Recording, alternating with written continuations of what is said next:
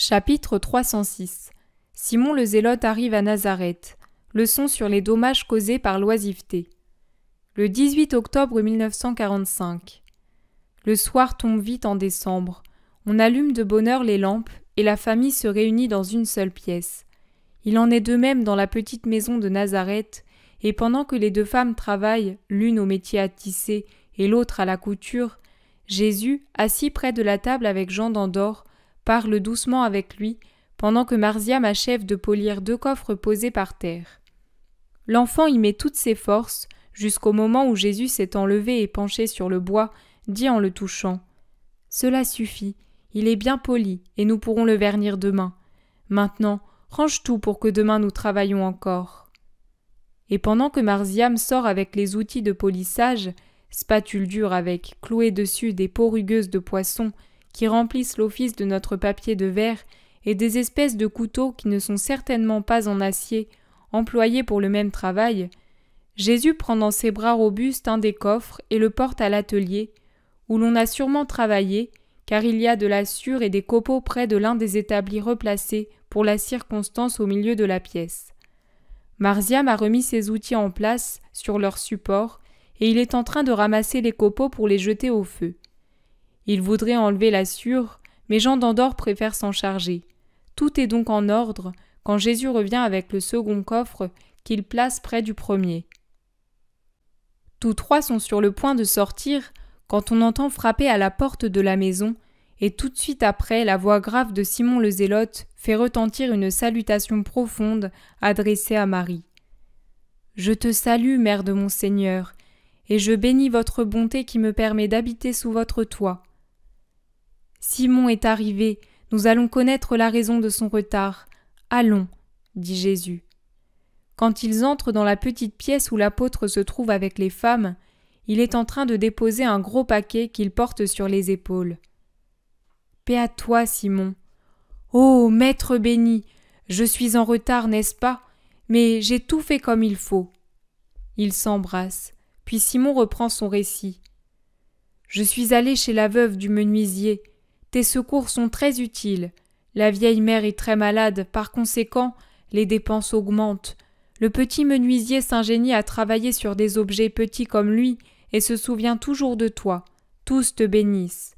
Puis, je suis allé chez Nara, Samira et Sira.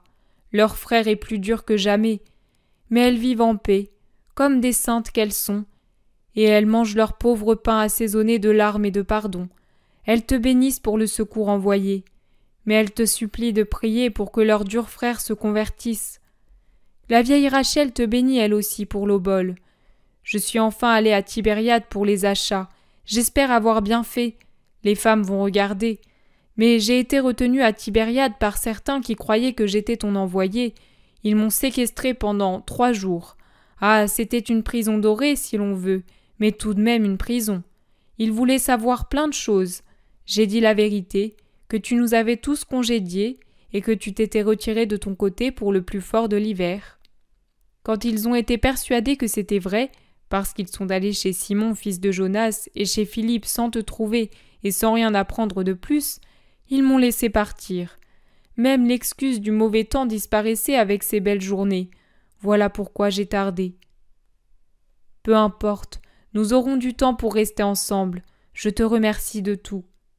Mère, regarde avec Syntycha ce qu'il y a dans le paquet, et dis-moi si cela te paraît suffisant pour ce que tu sais. Pendant que les femmes défont le paquet, Jésus s'assied pour parler avec Simon. Et toi, qu'as-tu fait, maître?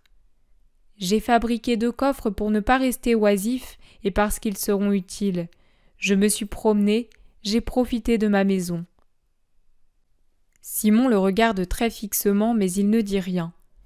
Les exclamations de Marziam qui voit sortir du paquet de la toile, de la laine, des sandales, des voiles et des ceintures font se retourner Jésus et ses 2 compagnons. Marie dit « Tout va bien, très bien. Nous nous mettrons immédiatement au travail et tout sera bientôt cousu. » L'enfant demande « Tu te maries, Jésus ?» Tous rient et Jésus demande « D'où te vient cette idée ?»« De ces affaires qui sont pour hommes et pour femmes, et des 2 coffres que tu as faits. C'est pour ton trousseau et celui de l'épouse. Tu me la feras connaître ? Tu veux vraiment connaître mon épouse ? Oh oui, elle sera sûrement belle et bonne. Elle s'appelle comment ? C'est un secret pour le moment, car elle a 2 noms, comme toi qui étais auparavant Yabès, puis est devenue Marziam. Et je ne peux pas les savoir ?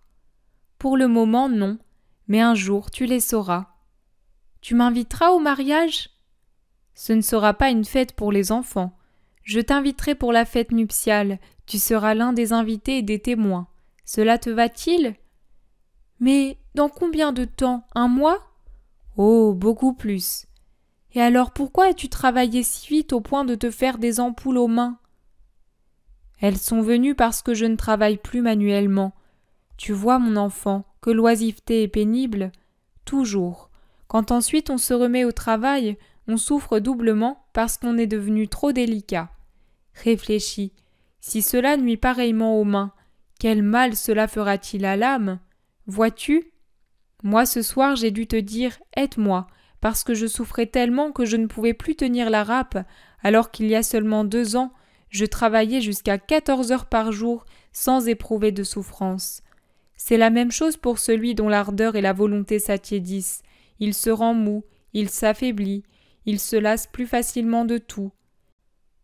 Les poisons des maladies spirituelles pénètrent en lui avec plus de facilité à cause de sa faiblesse.